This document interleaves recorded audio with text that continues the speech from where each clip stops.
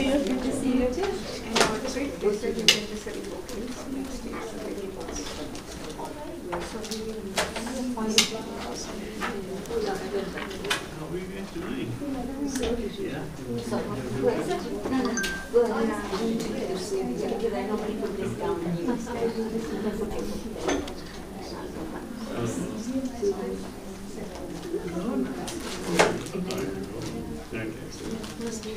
I am pretty fine, thank you. Did you have a good meeting yesterday Which one was that? with JP for the building? Oh, that was just now. Oh, I thought it was Monday. I might have said Monday. Oh, okay, but it was. I just finished it. Oh, So I'll fill you in on what we just discussed. Yeah, I came here at 6:30 and we just had a 45-minute meeting. And yeah, I'll fill you in on 7:30, so we're ready to go.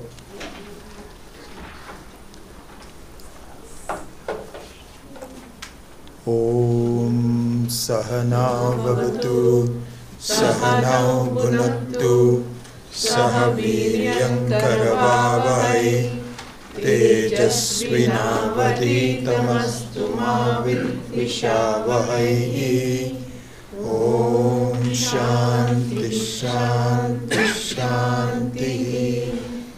Om Mauna Vyakhya Prakatita Parabrahma Tattvam Yuvanam Vashistante Vasadrishiganai Avrita Brahmanishtai Acharyendram Karakalita Chinmudramanandarupam Swatma Ramam Mudita Vadanam Dakshinamurtimide Vatavidapi Samipe Bhumi Bhage Nishannam Sakalamuni Janana Jnanadataram Arat Tribhuvana Gurumisham Dakshinamurti Devam Janana Marana Dukkha Cheda Daksham Namami Chitram Bhattataror Mule Vriddha Shishya Gurur Yuva Gurostu Maunam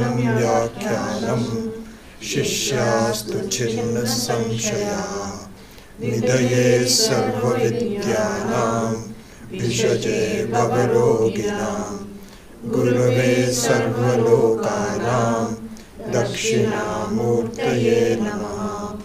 Om Namah Pranavarthaya Shuddha Jnanaikamurtaye Nirmalaya Prashantaya Dakshinamurtaye Namaha.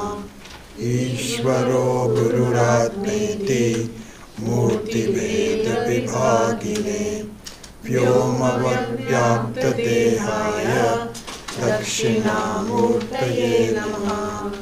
Om Vishwam Darpana Dishyamana Nagari Tulyam Nijantargatam Pashyannatmani Mayaya Bahirivo Bhutam Yatha Nidraya Yat Sakshat Prabodha Samaye Swatmanamevadvayam Tasmai Shri Guru Murtaye Namahidam Shri Dakshinamurtaye Bijasyantarivānkuro jagadidam prāṅ nirvikalpam punaha maya kalpita deshakala kalana vaichitrya chitrikritam maya viva vijrambhayatyapi maha yogi vayasvechaya tasmai Shri Guru Murtaye Namahidam Shri Dakshinamurtaye Yasyaiva Sphuranam Sadatmakam Asatkalparthakam Bhasate Sakshat Tattvamasiti Veda Vachasa Yo Bodhayatyashritam Yat Sakshat Karanat Bhavenna Punara Vrittir Bhavambho Nidhau Tasmai Shri Guru Murtaye Namah. Namahidam Shri Dakshinamurtaye Nana Chidragadodharastitamaha Vipaprabhabhaswaram Jnanam Yasya Tu Chakshuradhikarana Dvara Bahispandate Janamiti Tameva Bhantamanubhat Etat Samastam Jagat Tasmai Shri Guru Murtaye Namahidam Shri Dakshinamurtaye Deham Pranamapi Indriyanapi Chalam Buddhim Cha Shunyam Viduhu Stri Balanda Jadopamastwamiti Bhranta Brisham Vadinaha Maya Shakti Vilasa Kalpitamaha Vyamoha Samharine Tasmai Shri Guru Murtaye Namahidam Shri Dakshinamurtaye Rahu Grasta Divankarendu Sadisho Maya Samachadana Sanmatra Karanopasamharnato Yo Bhut Sushuptah Puman Pragaswapsamiti Prabodha Samaye Yatyapyubhagyayate Tasmai Shri Guru Murtaye Namahidam Shri Dakshinamurtaye Balyadishu api jagradadishu tatha Sarvasvavasthasvapi Vyavrittasvanuvartamanamam Ityantaspurantam sada Swatmanam prakatikaroti bhajatam Yo mudraya bhadraya Tasmai Shri Guru Murtaye Namahidam Shri Dakshinamurtaye Vishwam Pashyati Karyakaranataya Swaswami Sanandandataha Shishyacharya Tathaiva Putra Putratyatmana Vedataha Swapne Jagrati Vaya Esha Purusho Maya Paribhramitaha Tasmai Shri Guru Murtaye Namahidam Shri Dakshinamurtaye Bhurambhamsya Nalo Nilo Ambar Maharnartho Himangshuv Puman Ityabhati Characharatmakamidam Yasyaiva Murtyashtakam Nanyat Kinchina Vidyate Vimishatam Yasmat Parasmat Vibhoho Tasmai Shri Guru Murtaye Namahidam Shri Dakshinamurtaye Sarvatmatvati Sputi Kritamidam Yasmatamushminstave Tenasya Shravanat Tadabdhamanat Dhyanat Cha Sankirtanat Sarvatmatva Vibhavibhuti Sahitam Syadishwaratvam Swataha Siddhe Tat Punarashtadha Parinatam Jaishwaryavyahatam.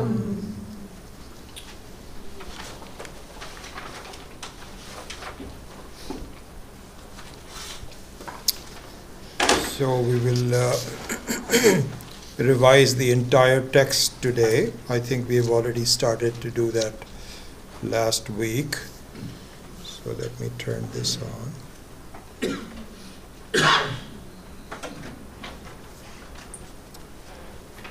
So I won't go through what we already did last week.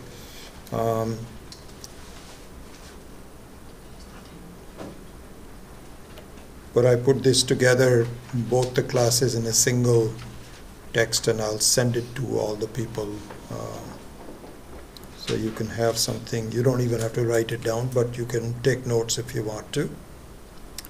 So very quickly, the 10 verses show different aspects of the Atma. And in the way they are constructed, in the way the doubts are created, in the way the objections are created and therefore answered, not therefore but unanswered, shows the fact that it is an amazing thing to go from every normal person's view of life. A normal person's view of life is that I am a created human being with fighting for a good way to lead my life, and that's the best thing that I can do. There is nothing else that we can do. There is going to come to an end of the way I am, and this is the normal view. And so if someone comes along and says this is completely wrong, you were never really born, you have a complete mistake about the way you look at yourself and to the world and so on and so forth, then this is not easy for us to accept. Even though we give some respect to the Shastra, that we don't disbelieve Shastra, because Shastra has no reason to lie to us or anything like that. It doesn't want anything from us.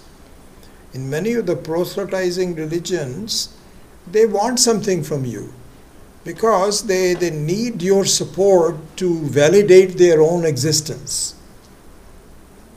Swami Dayanand used to say that, is that no physics professor will come and knock on your door and say, can you please give me half hour, I want to explain the laws of physics to you.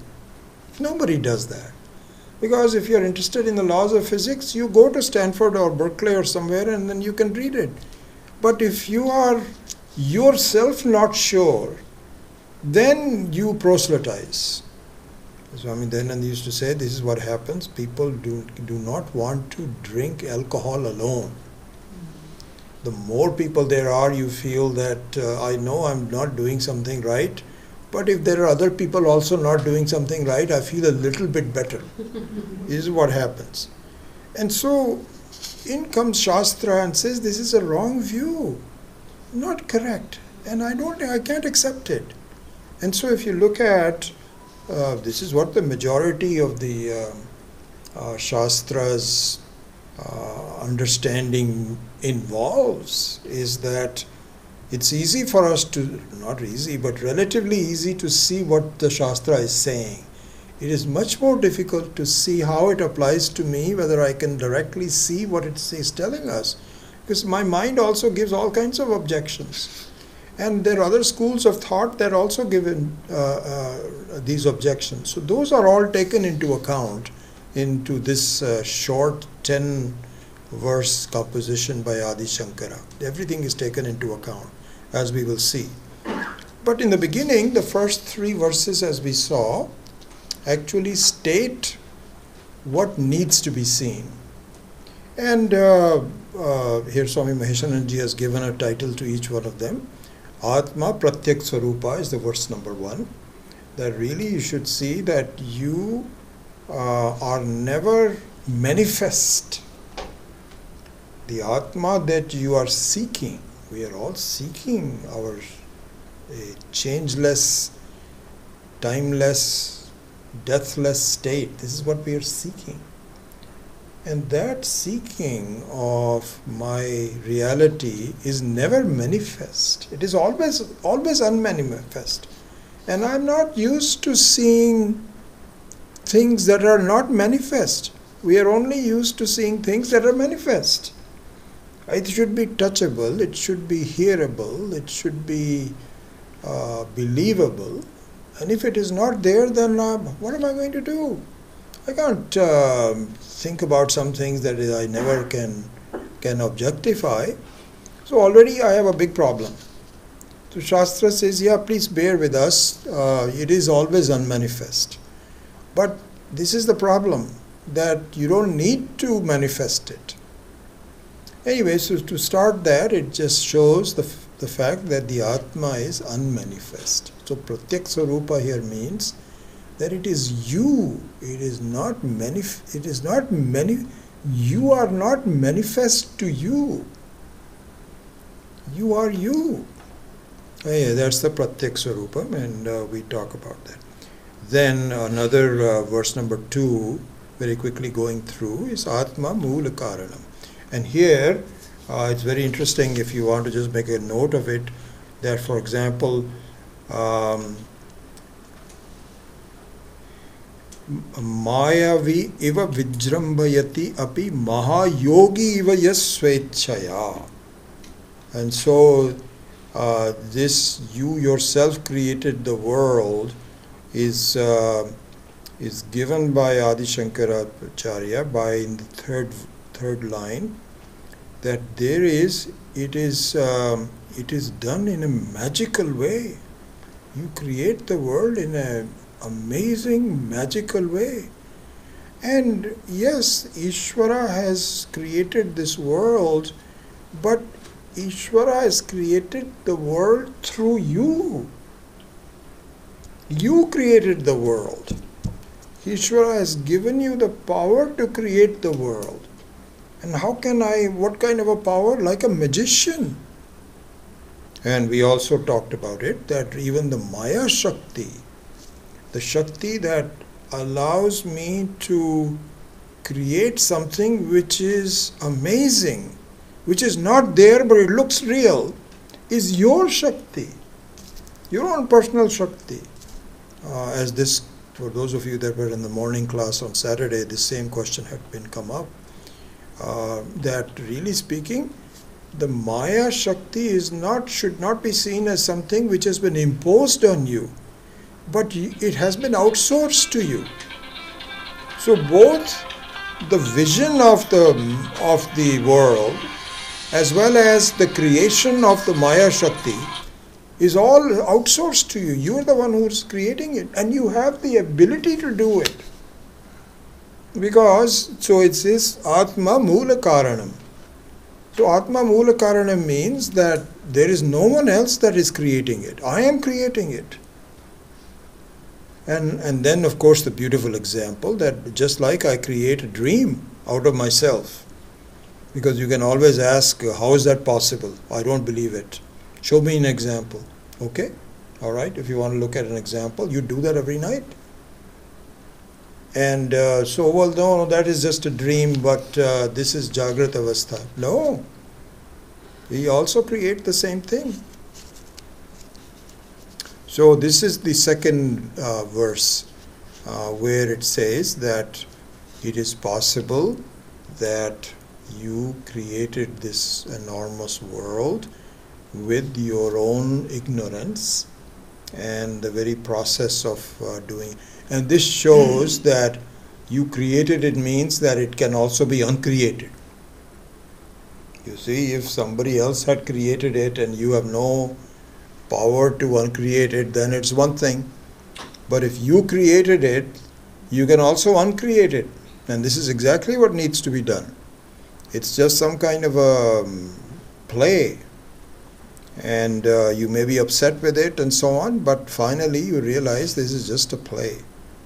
So this is the second verse, which is the heart of this point is here he says, Mahayogi was Mayavi. Mayavi means a magician. And yogi means one which has amazing powers. And you are the one. So when this is here, Tasmai Shri Gurumurtaye Nama Idam Shri DakshinaMurthaye, here Dakshinamurthy really works through you. So you have to take personal responsibility for your own life, as we have been saying all of that. So that is the heart of the second verse. Then the third verse is Atma Advaitam. Advaitam. So here what is being talked about is that so this will be re-examined, all of these facts that are being. So the first three verses are what the Shruti says, what the Shastra says. Here perhaps even the logic you don't, the rising up of the questions of the logic hasn't started yet. That will start with verse number 4. So the first three are just the Shruti Vakya. And what the Shruti Vakya says is that, listen, you are the nature of isness and awareness, an unchanging isness. You are the very nature of isness, and you are the only one that has the nature of isness. Nothing else has the nature of isness. And so really speaking, everything that you see comes and goes. It borrows the existence. So here, very nice, this fact is pointed out. Yasya sphuranam sadatmakam. Sphuranam here means one's awareness, consciousness, jnanam, knowledge. This knowledge, which is the root of, which is the nature of, I know. Just look at it. You should see the truth of it. My goodness. This I know never comes and goes. It is myself. It is not one of my properties. It's not as though I am something which has a property of I knownness, has a quality of I knownness. No, because things can be separated from their qualities. You see? But if this is your swarupa, this is your nature. So this is what it says, Yasya eva sphuranam sadatmakam. And then everything which is something which is drishya is not sadatmakam. Sphuranam is also not sadatmakam. The knowledge is also, the knowledge of table can only quickly go if you close your eyes. Because you close your eyes and then you're not touching it, or somebody can take the table and it's not there anymore. It's not sadatmakam. So those are all asat kalparpakam bhasate. But they all borrow it from you. So the table, the isness of the table is yours. It is not the table's. It borrows your isness and awareness. When the table disappears, then the chair comes in. And your isness is always with you, never with the object. This is what it says. Yasya eva sphuranam sadatmakam asat kalparthakam bhasate. And this is the trick of the whole creation. You cannot have a creation unless you make things that are not sadatmakam look like they are sadatmakam. They are always there. That this mountain, that Himalayas will always be there. No, it won't. Because once you see that you are the very essence of Himalayas. You are the very essence of all the Pancha Mahabhutas. When that is seen, then they can disappear from you. And it does. Every time you dream, the Himalayas goes. Every time you don't think of Himalayas, Himalayas goes. And so it is all dependent on you, your own vritti. And so everything else is not there. So what that means is Atma Advaitam. There is no second thing which has the same level of truth, reality as you do. Nothing. This is a Shruti saying. The examination through the logic hasn't started yet. This is just the Shruti introducing you to yourself, your real self. So that's the heart of the verse number 3. Okay. Then in verse number 4, the examination of the Shruti Vakyas has now started. Because now you have to start questioning it. What? How is that possible? How can I be the Mula Karanam? How can I be the Sadatmakam? And so the Shruti invites you to now think about it and make it clear to yourself that this is in fact the case. And whenever you have a doubt, it gives you how to overcome the doubt. How best you should use logic, which is Shruti para logic, as we have seen many times before. So it gives this logic in various ways. So here it talks about the fact that, listen, this is exactly how you operate. You are like a very powerful lamp placed in the middle of a jar, earthen jar. Earthen jar means one which is opaque, with lots of different holes in it.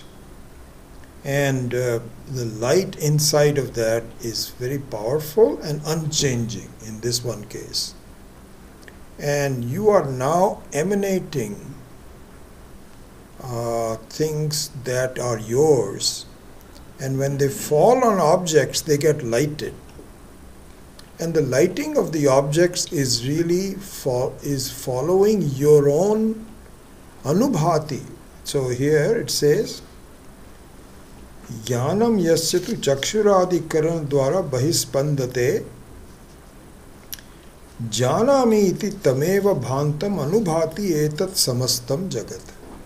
So the lighting up of the entire jagat is anubhati.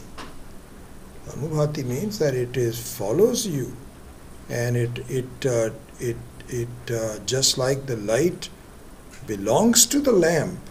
It is the swarupa of the lamp, but when it falls through the various indriyas, it lights up various things as though they are independently lighted. They are not independently lighted. That's your light. So start to see the logic of it. This is how it is constructed. What a marvelous creation. So the verse number 4 then talks about the fact that both the existence as well as the awareness of things follows your existence and your awareness. And so now you can logically see it, what is being said. Then in verse number 5, which is Deham pranamapi indriyanapi chalam buddhim chavi shunyam viduhu stri balanda jadopamastuhamiti bhranta brishamvadinaha maya shakti vilasa kalpita mahavyamoha samharine tasmai Shri Gurumurtaye namaha Shri DakshinaMurthy. So here the title given by Swami Maheshananji is Atma Avishishtaha.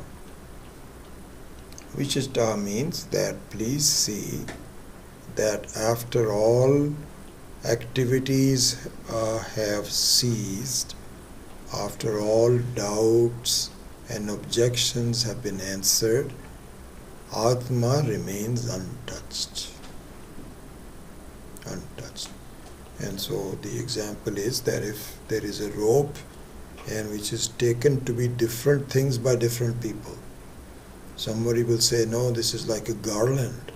Somebody says it's like a snake. Somebody says it's like a water hose in the darkness. Then all of those objections do not stand the inquiry because they are false. Only the rope which is untouched by these accusations remains as it is, even though it appears differently. And so this appearance of different things is now taken up in verse number 5 and 6 and 7, especially in number 5 and 6. So in verse number 5, which we are currently examining, it says that in some ways, verse number 4 was your own personal doubts. You see? So, there are three cases.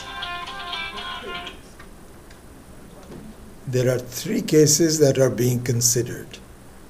One is your own personal doubt. The second one is two schools of thought. One is people that do not believe in the Vedas, and the third one is people who believe in the Vedas but are not the followers of Advaita. So these are the three sets of objections that are being answered in verse number 5 and 6 and carried over in verse number 7. So let's start with, actually starts with 4. So the 4 is your own personal objections. Not objections, but your doubts. How can I be the original source of existence and knowledge? You see, that's the doubt. How can I be there? I am just a small person at the mercy of the whole world. And you're telling me that I am the original source of all existence which doesn't change, and also the knowledge which doesn't change. How? An example was given that, see, this is exactly what it is, and please think about it and meditate on it. And as you do, you will understand that what I am telling you is the truth. You will slowly begin to see that. So this is number 4. And in number 5, the objections and doubts of two other sets of people are given. The first one is that of people who don't believe in the Vedas. You say, what is Vedas? It's just a, something which the Hindus believe in. We don't believe in that. We are also human beings. Why should we believe in the Vedas? It's not a question of believing in the Vedas. It is to see what the Vedas are saying. It is like the laws of physics. There is no Russian physics and American physics. You cannot say this law of physics was espoused by some Russian, so we don't want to do it. We want to do it our own. Hey, it's the same laws. And if they found out before you did, congratulate them, because it is true for you also. Anyways, so the people who don't believe in the Vedas also give a lot of objections. This is all poppycock, doesn't make any sense, and don't believe in it. Just do whatever you just follow us in whatever we say. So this is number 1. So this is what is called Nastikaha. Nastikaha means that one who do not believe in the Vedas. In fact, there is a misconception that the word Nastikaha refers to people that don't believe in God.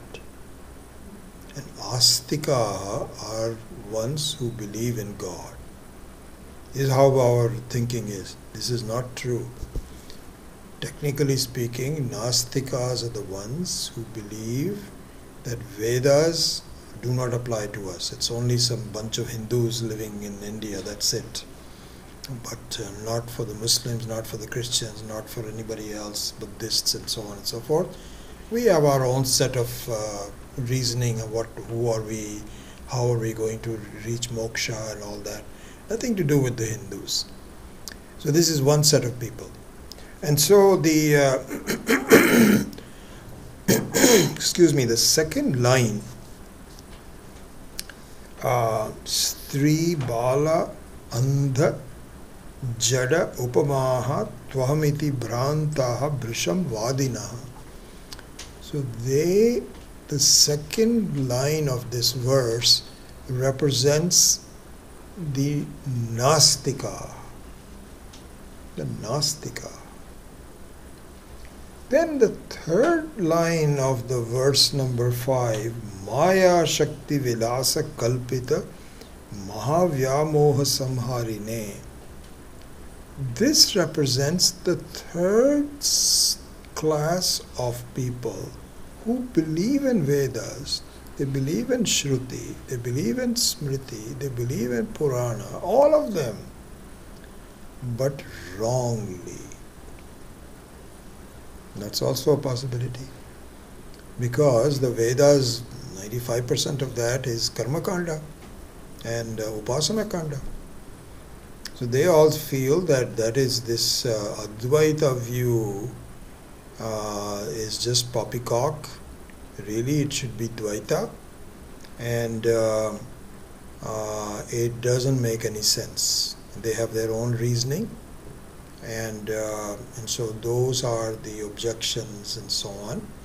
And so in the Manasa Ullasa, the answers to both classes is being given.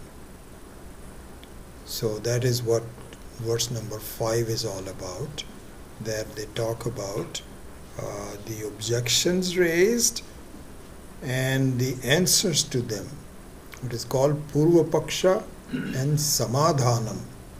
So Samadhanam means you take the question seriously and then you answer it seriously. And so this is interesting. Many times in the Vedanta, the seriousness of the questions is pretty amazing. So it's very confusing in some of the Shankara Bhashyas and advanced texts, because all of a sudden, sometimes it would start with Nanu. So Nanu means Purva Pakshi. But many times it doesn't start with Nanu. You're reading something and all of a sudden the whole logic transfers over to the objectioner, and you don't even realize that you are in the other camp. You are in the enemy camp you cross the border without knowing it. So it's not easy to figure out.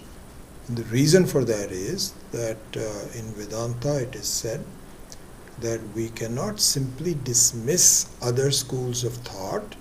We have to understand exactly what their logic is. Really seriously accept it. And then, then you can answer it in a very valid way. And if you don't take them seriously, then it is not a dialogue. You have to really pay attention to what the person is saying.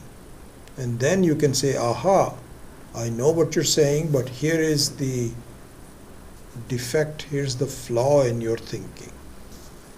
So we spend a lot of time, in fact in the Manasa Ullasa, quite a bit of time is spent in examining what the alternative schools of thoughts are saying.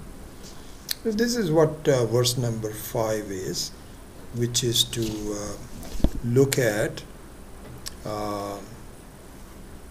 believe in the people who believe in the Vedas and those who do not believe, and the ones who do believe but believe wrongly.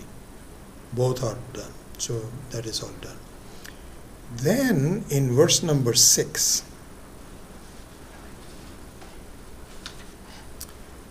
verse number 6 and 7 is a particular form of verse number 5.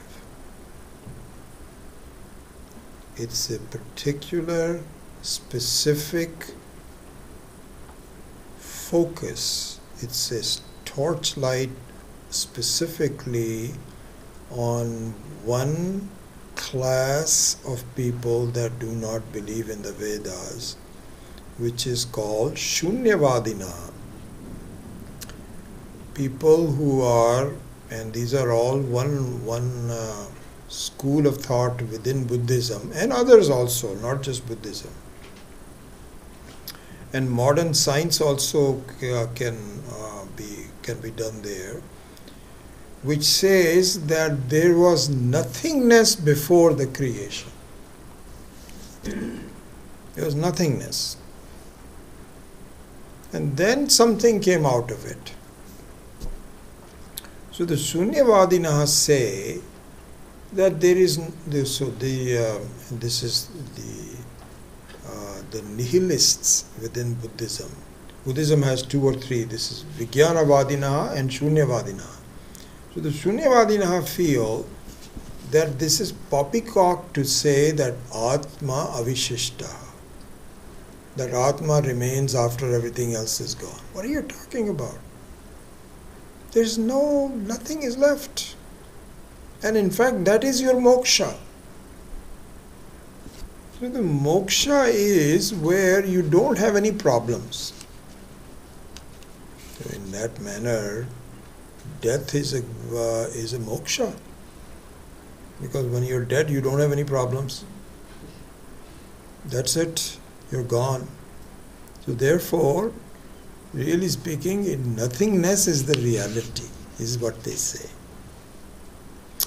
And they also say, listen, every night you lapse into nothingness.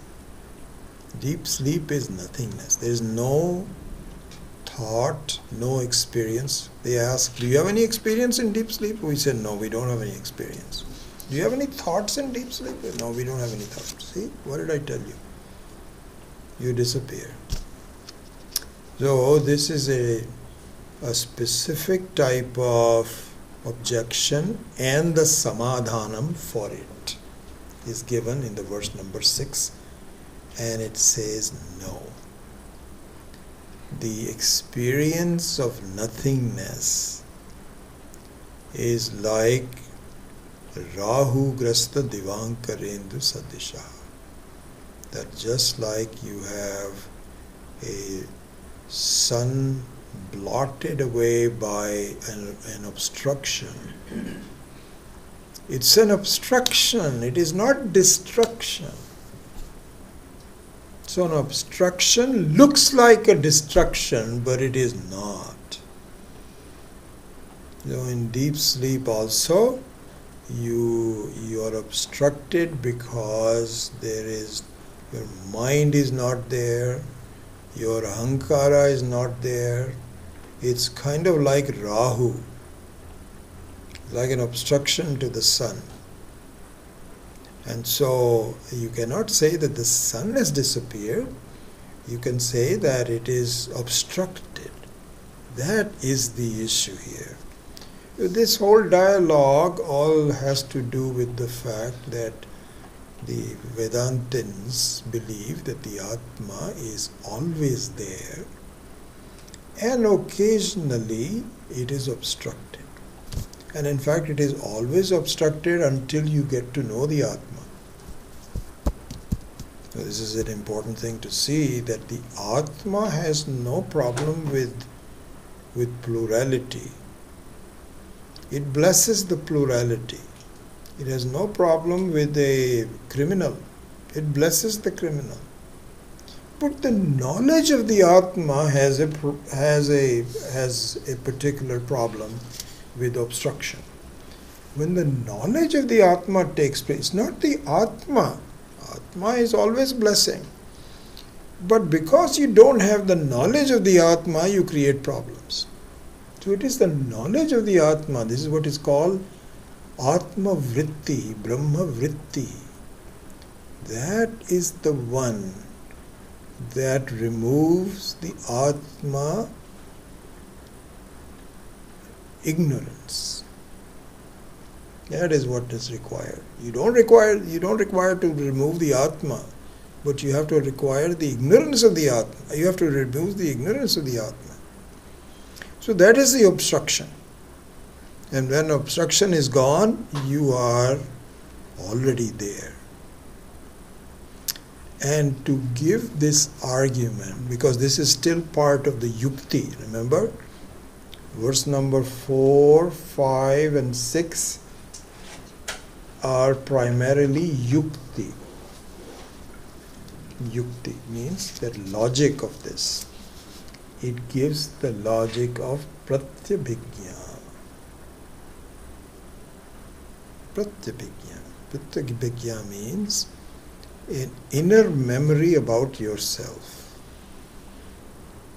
not a memory of a person, but a memory of who you were and what your own anubhava was. So it argues that, listen, what you say that the Atma disappears during the deep sleep doesn't hold water. Doesn't hold water. Why? Because when you are awake and you are asked, how did you sleep? You either say, I did not sleep well, because all you remember is some bad dreams, or you say, I slept well. You don't answer the question, how did you sleep, by saying, what? What are you talking about? What sleep? What experience? I have no idea what your question is. You're just... The question seems reasonable, and I answer it. This answering of the question, especially because when you have a unpleasant night, there also you are not really talking about the deep sleep, because nobody has an unpleasant deep sleep. That's not possible. You are in Brahmananda, Brahma Ananda. But you are only thinking about a few dreams that are bothering you. There also there is pratyabhijna. Even for memory, even for saying that I had a terrible night, it's a pratyabhijna. How can you have a memory of something that did not happen? It's like asking somebody, so how was Hawaii? He says, what do you mean? I never went to Hawaii. Oh, I thought you went to Hawaii. No, I didn't go to Hawaii.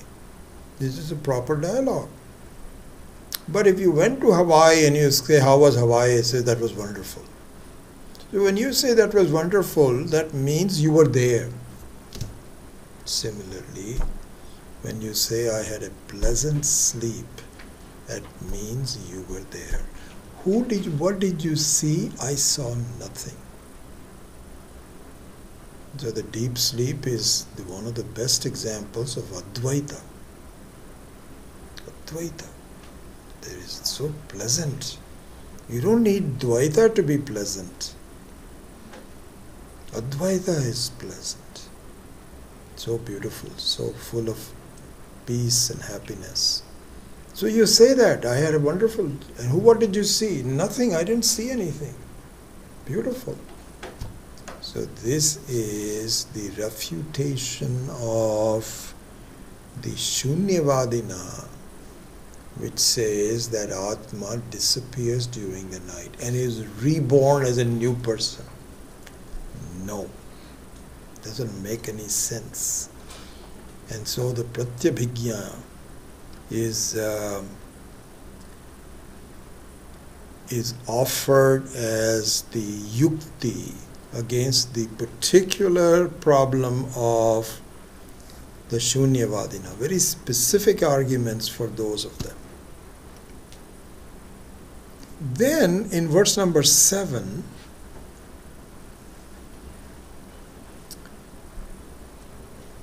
it tries to explain the nature of pratyabhijna. Because why should we explain the nature of the pratyabhijna? Because the Buddhists can argue that memory is not a valid pramana. See, there are 5 or 6 valid pramanas.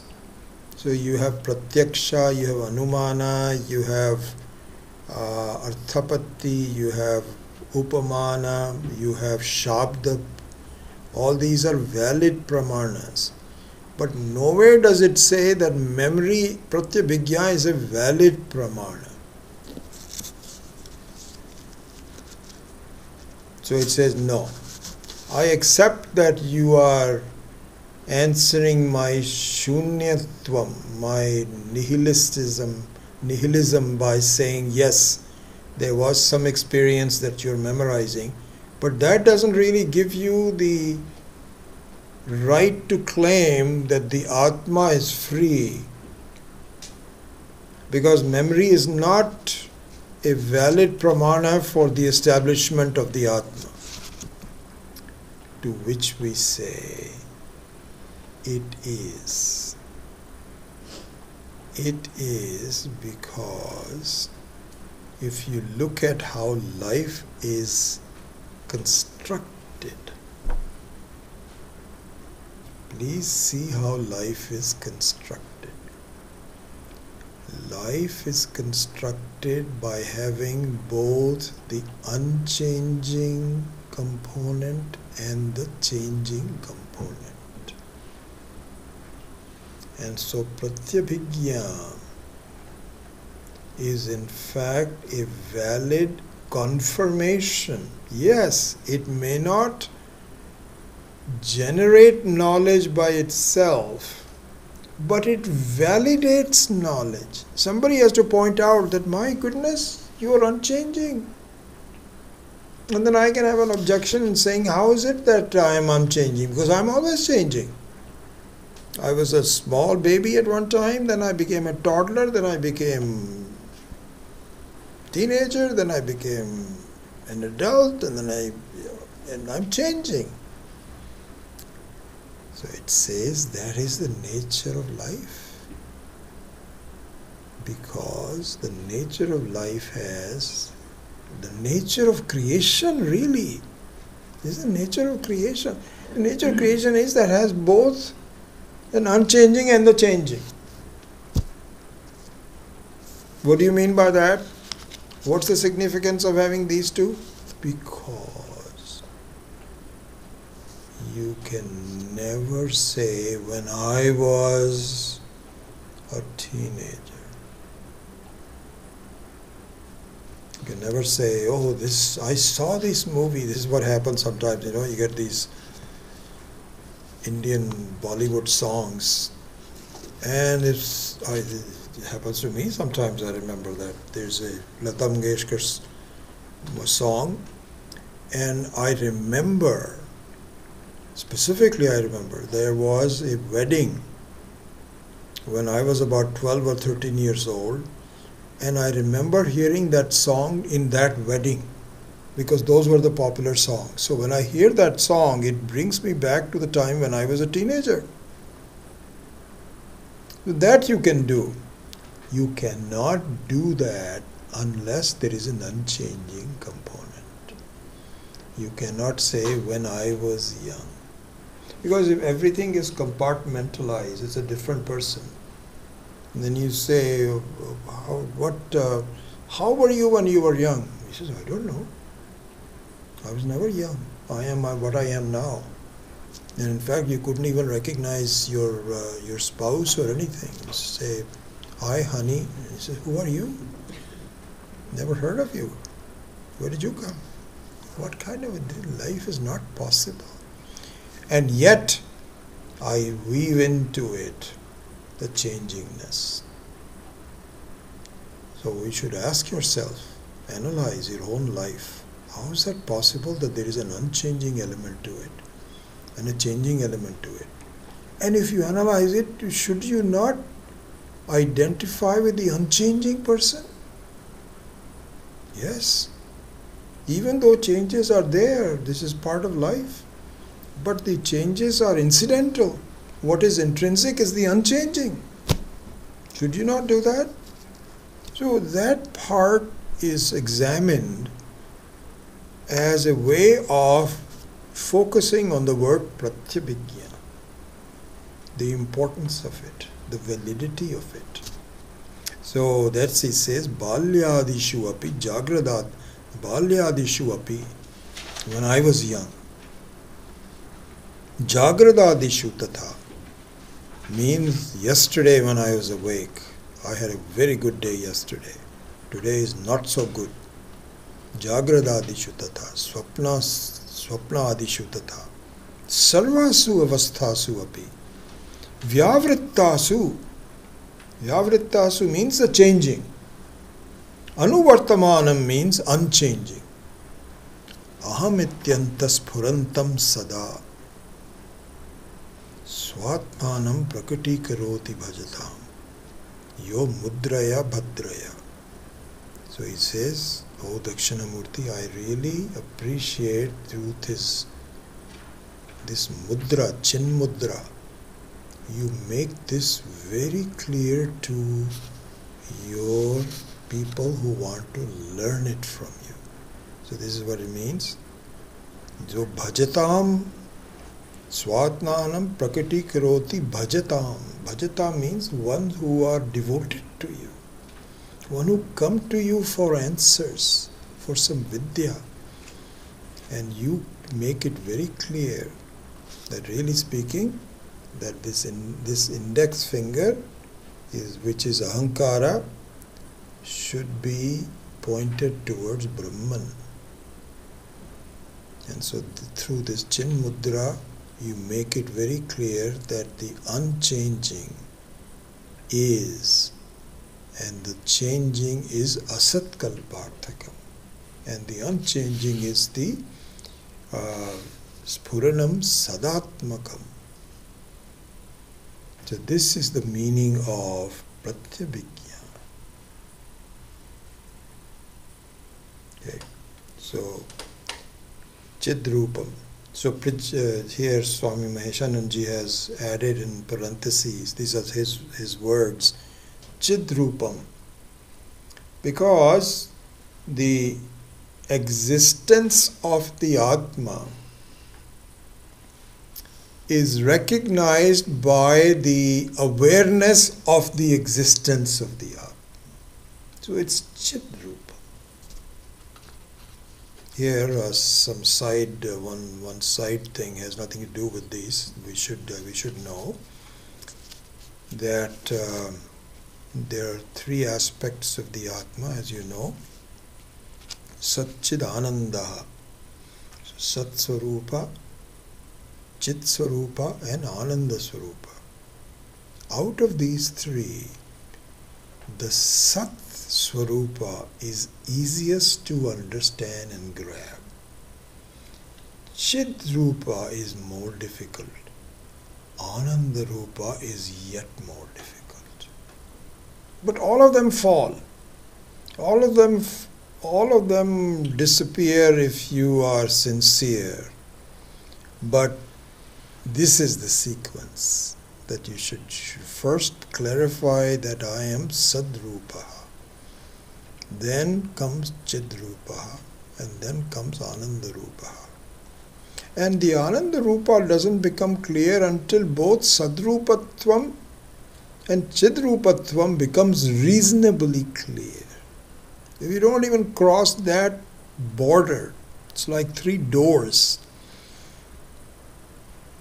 If you haven't crossed the first two doors, you'll never come to the third one. This is the way it is.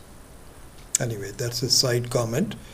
But here, so this is Chidrupaha Atma Pratyabhijnaha. Then verse number 8. So now, if you recall, verse number 8, which is Vishwam Pashyati Karya Karanataya Swaswami Sambandhataha Shishyacharya Taya Tatha Eva Pitra Putradi Atmanaha Bhedataha Swapne Jagrati Vaya Esha Purushaha Maya Paribhramitaha Tasmai Shri Guru Murtaye Namaha Shri DakshinaMurthy. This is in the form of avriti. Avriti means a revision. I mean, we are already revising, and on top of that there is another kind of like a repetition. So here it is like saying that we've given you a lot of arguments in the first 7 verses. Please put them together and see what the truth comes out to be, and dwell on it, think about it again and again. And the reason that the avriti is not a dosha, it is not a defect.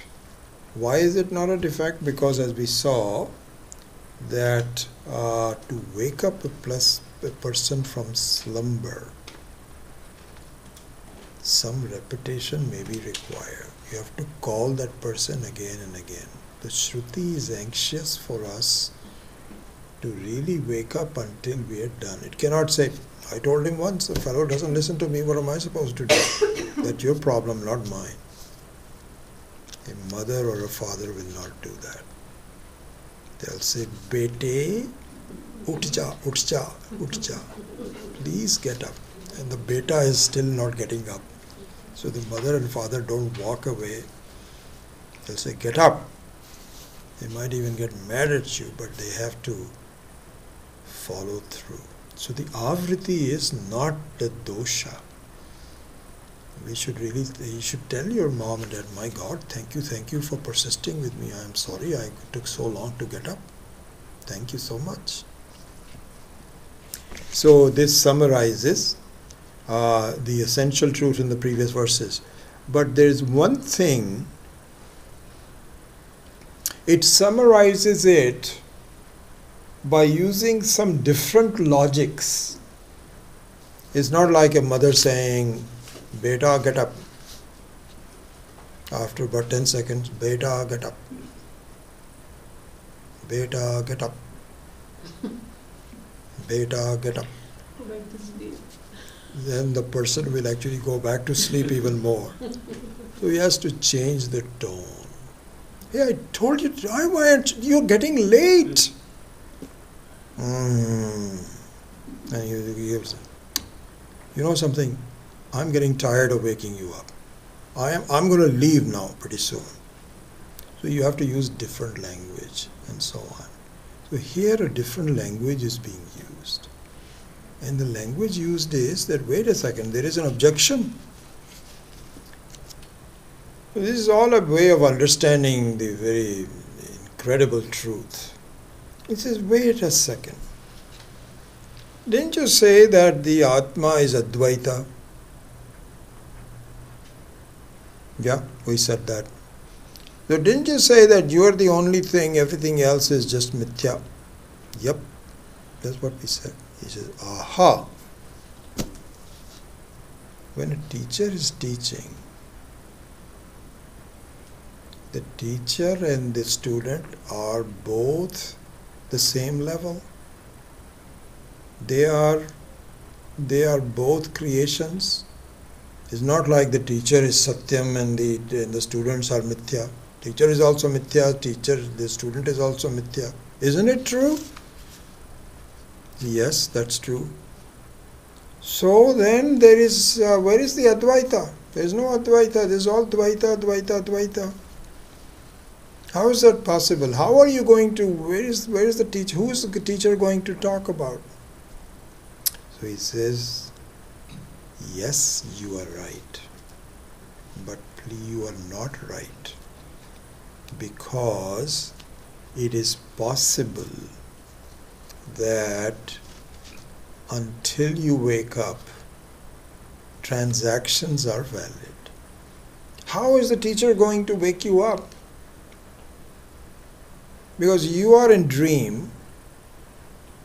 And how is the teacher going to wake up? Because the teacher is not in a dream. The mother is not in a dream. Not the teacher, but the mother. The mother is not in the dream. The son is in a dream. But she has to appeal to the dreamer to wake up, sleeper to wake up. And so it is very valid. So the Dvaita is before knowledge takes place. Before the knowledge takes place, Dvaita is valid. After knowledge takes place, it becomes invalid. So he uses that language to revise the ones that we talked about before. So that's what Vishwam Pashyati Karya Karanataya Swaswami Sambandhataha Shishya Acharyataya Tatha Eva pitra putratyatmana bhedataha swapne jagrati vaya esha purusha.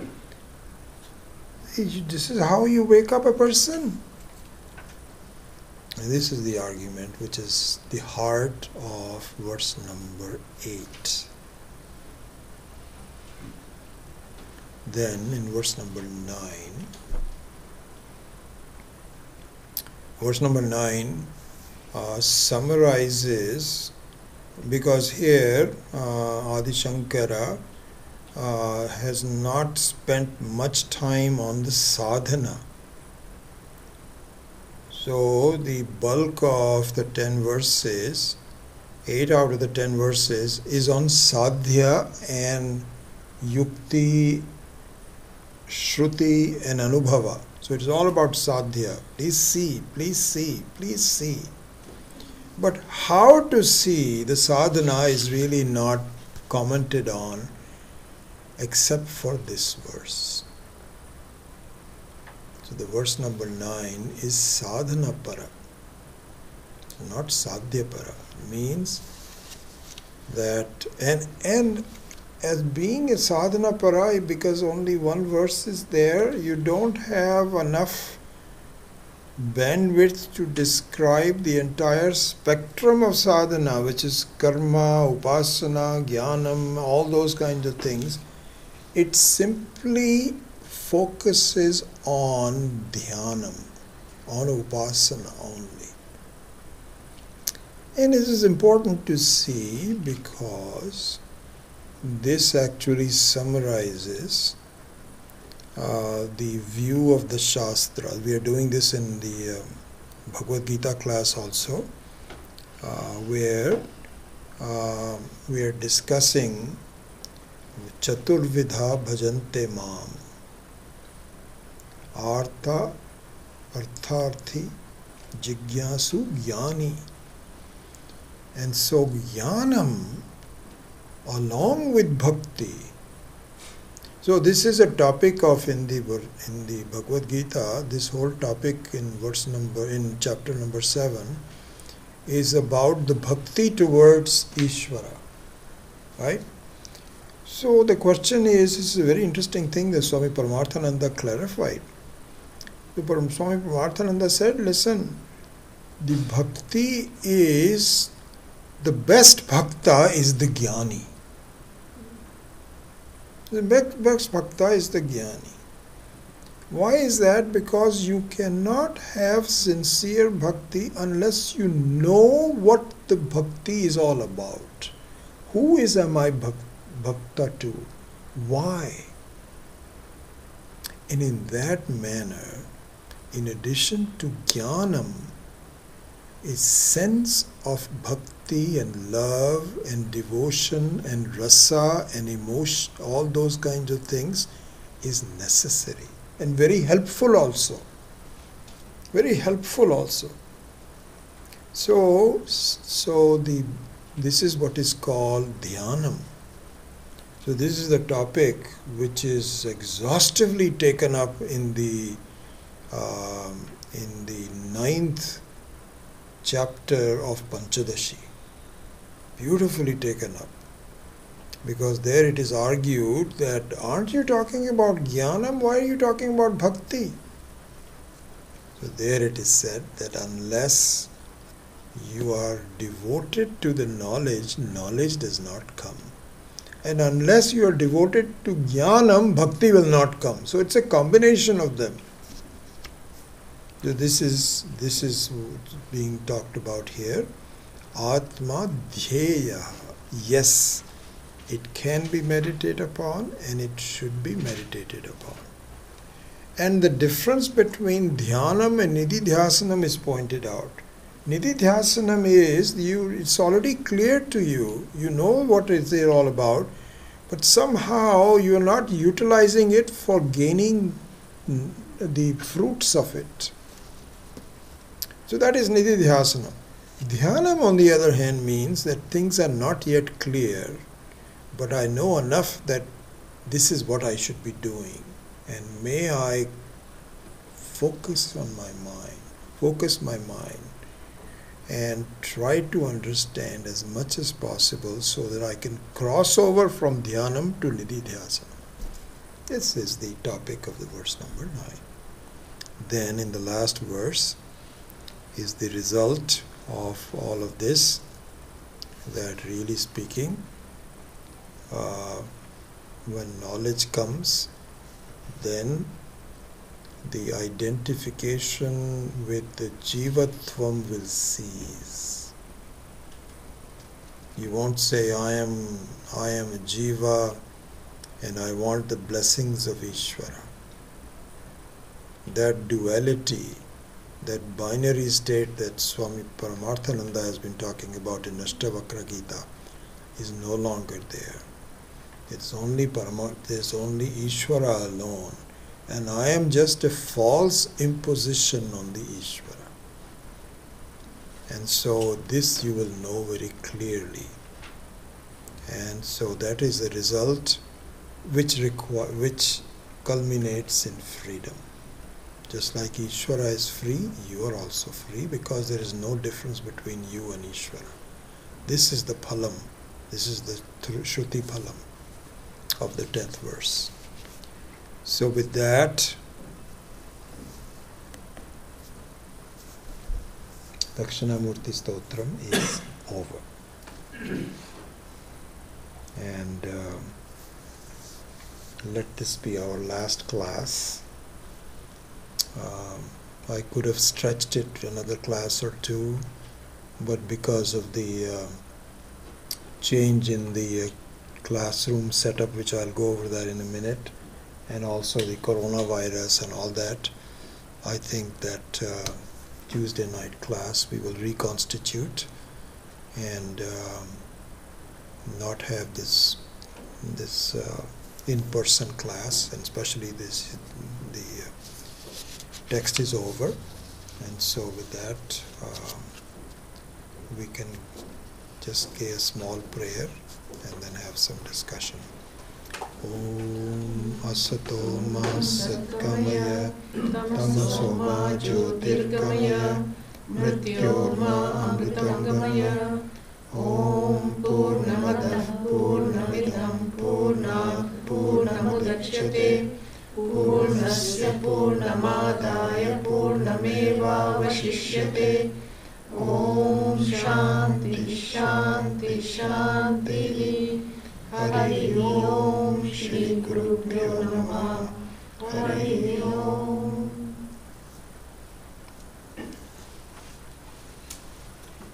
Yeah, I had one question. Yes.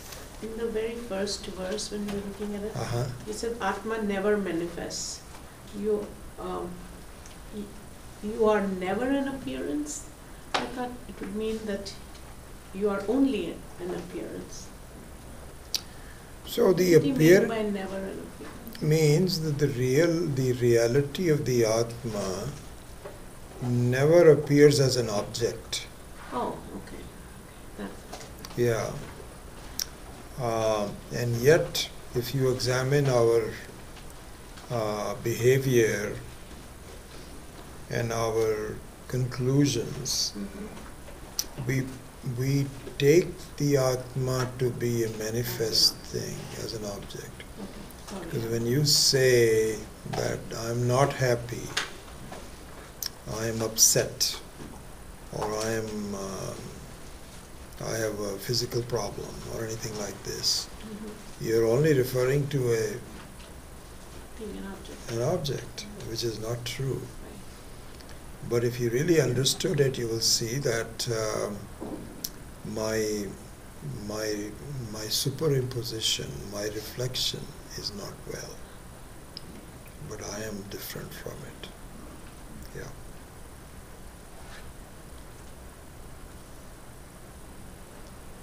Yeah. Okay. So let's talk a little bit about the classroom setup and so on. We just had a pretty long meeting at 6:30, and in the meeting there were 4 of us, the owner JP, the person that he has rented both the sections, his name is Avinash, young man, and he's got lots of companies that he's bringing in here. He's transferring over from Virginia. So he was there. And then Kailash Joshi, who is the head of the HCI, that holds these classes on Sundays from 12 to 5 in this place. And then myself, they were the four of us that we did. So there's going to be quite a bit of disruption. Okay, so one thing before we even get to that point, and I think you saw my email that I sent to you and so on. I think I pretty much decided that we are not going to have a physical class on Tuesday night. I think that I will probably continue on Tuesday night with a class, but it will be taught from my home. And we have to decide on the technology whether we will use YouTube or Zoom. So I think that is yet to be decided. Raj feels that Zoom is, we don't need to go to Zoom, we can just do it on YouTube. There are lots of other people who are using Zoom, including HCI. They are also using now online classes. And so that is something we have to look at least, and we'll examine it. One attraction of using Zoom, which perhaps could be simulated by using YouTube also, is that I'd like to know who is present listening to me.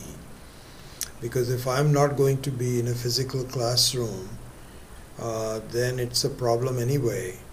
But the minimum that I should be able to do is to know that such and such person is here and to answer questions with them. So certain closeness should be there. Sorry, did you have a point? So Swami Paramatmananda ji has been teaching on Zoom I see. from Rajkot Okay. every Sunday morning, and Uh-huh. it has been working excellent. Really? Yes, and everybody could see who has joined, their names appear. And then if you want to show your face to Swamiji, you can do that too. So it's like video off, video on. So generally, how many people attend? That one Can you is tell from from all there? over the world There's about 20 plus at the time, right? Maybe? Yeah. Sunday morning. That's all? Is that, I you thought think it's there more were than much that? more. Right now, because it starts at 6:30 in the morning, a Uh-huh. lot of people don't join, Let at me least from close this here. off. But now it's changing to 7:30, and I believe Arvind. Yeah, it has already changed. Right. Yeah, this. So do you have any idea? How many people you have? Last time was 22. Yeah, max. So 20 to 30. Yeah, and 30, I have seen 30 sometime. But still, it is not 100, 200. It's just... No. No. So what happens if there are... I'm not saying that we're going to have 100, but I'm just thinking out aloud. What happens if, like, so for example, in Gita class, I have really 108, 109 people. And So, Yeah, I did study, I didn't go further, but in that package they call professional or some name they give. Uh-huh. And at the end they say 100 participants. Then say, what if you have more participants? I didn't click and go in. I don't think we'll have more than 100, but even 100 I don't... I'm just saying, Yeah. even amongst so the... you just pay a little bit more. I think that's probably. No, that's a separate issue. What I'm talking about is being aware of how many people are there. So if Swamiji will see all 30 people? Yeah. See You the can names, You scroll can it. see the names. Names of Okay, names of people. Name and photo, because we were told that when Swamiji delivers the lecture, everybody should turn on their video. That means Swamiji can see See that. you also. Some people, they do not still do that, but that's a But their names are there. name and photo. Yeah, name will be there. Definitely. Name is there. Okay, video may not be there, but their name, whoever is present on that day, their name will be there? Yes. Who's- Or are the Whoever names is just logged in. the just a kind of like a list of everybody that had wanted to know. There's a little Who's logged in? on each page. I mean, on my app, you can see the pages, and each page has about 6 people. You can see the different people, and you can just scroll through. I think when you control it, you can see the whole picture. See, to- Whoever has logged in, their names will be there. See, that to me would be attractive. It's an interactive thing. It's not you can see the person talking, and you can actually see who is talking. Now, if somebody wants to ask a question, then what happens? So, towards the end of the Q&A session, Yeah. you can open it up and people can ask questions. Or there is a way you can raise your hand essentially, and you can, and then, there is a way of essentially saying, I'm But ready to ask a question. Usually in this one, Swamiji will take question only at the end. Yeah. Which is what normally I would Yeah. do too, yeah. Or he has also done sometime no question and then one full session, people will give the question by email and So we some answer kind of like one at a time. Yeah. So from your perspective, it seems to work well. Yeah. His picture is okay and clear. Yeah. If So, everybody uses their own app, phone, or iPad or iPad. something, yeah, and they can get the video off of that. And that is the Zoom. Yeah, you download the Zoom app and you can just you can just You log see, in. my thinking is this. I'm repeating myself, I've already said that. I want to add one more Yeah.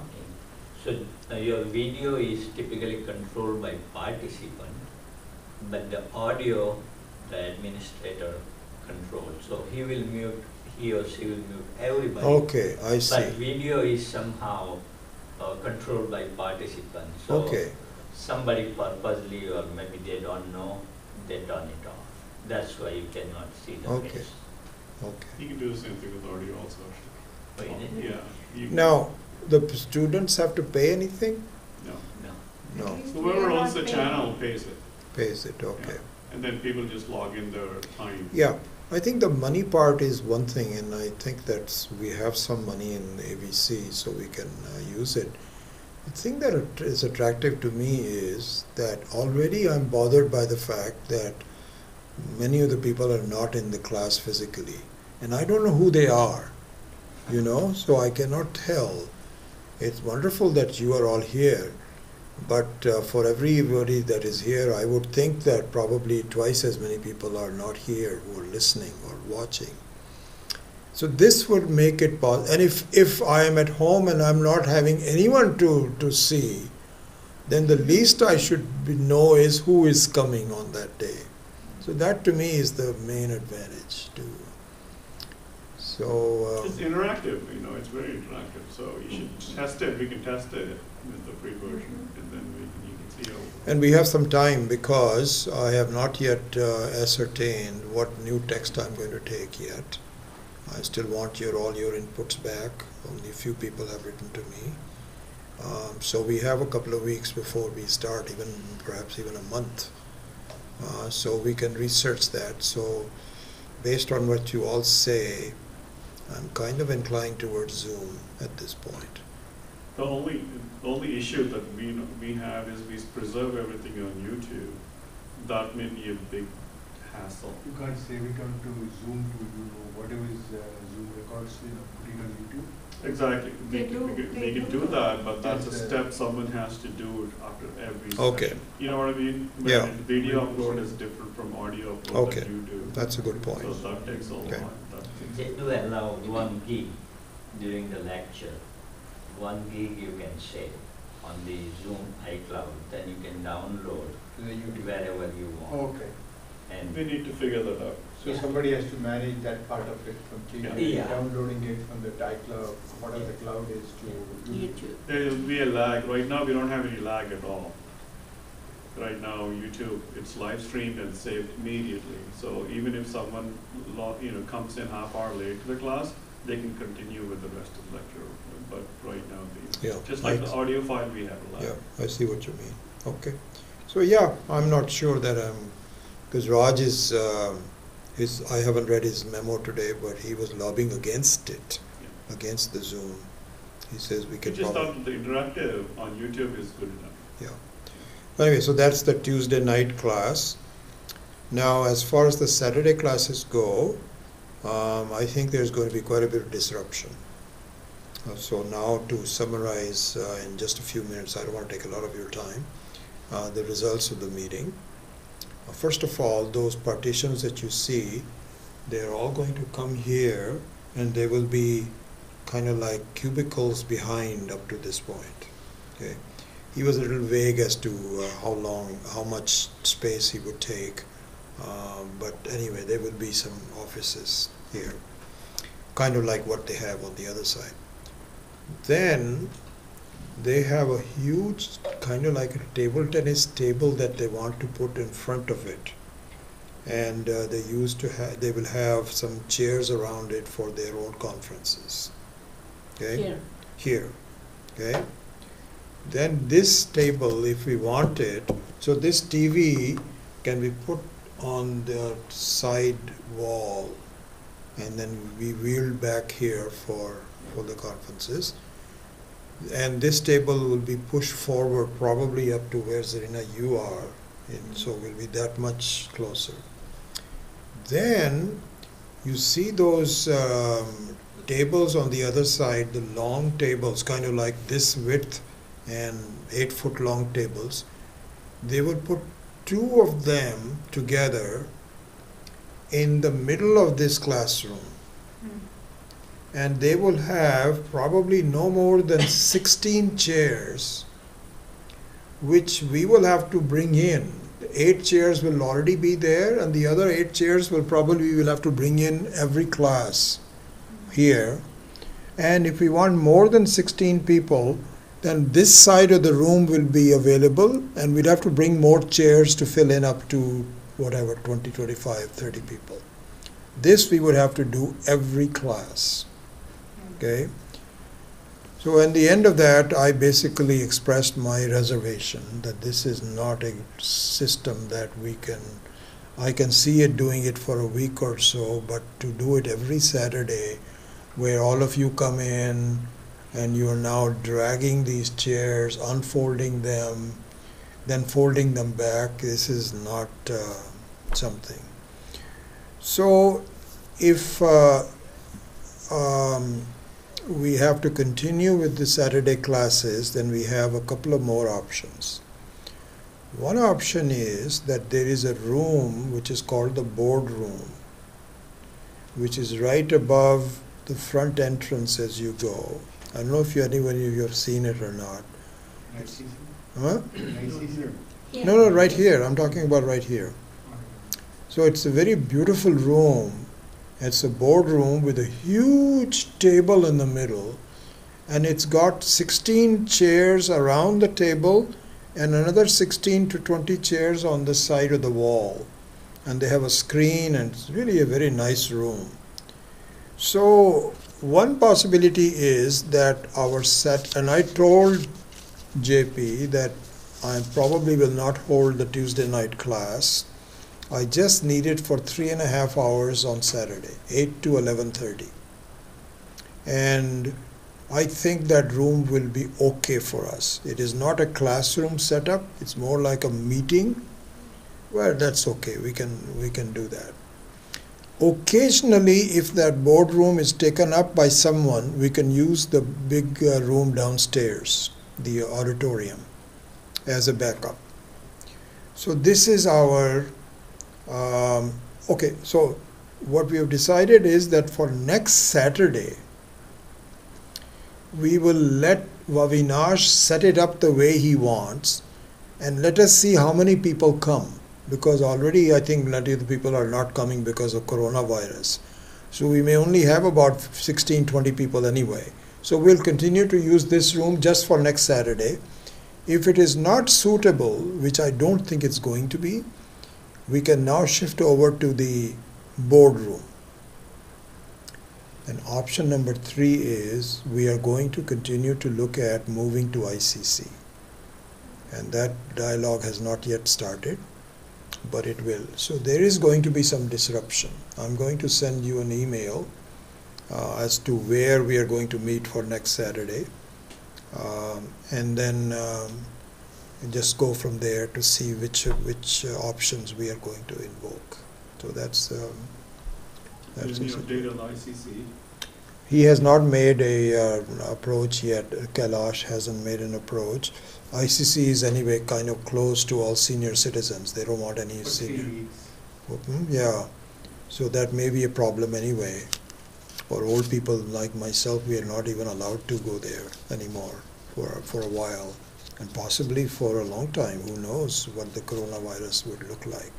So there's some uncertainty about it. And quite frankly, one of the things we could do is just hold all classes online until this thing, and I may be prepared to have to use through my home or even shut down classes for a while. But so a lot of uncertainty, but we'll deal with it and see how that. Will be Saturday, will that Avinash, that startup founder, his people may not come later on in the morning, like 10 o'clock or 11 o'clock? No, I think Saturday they don't expect anybody to come.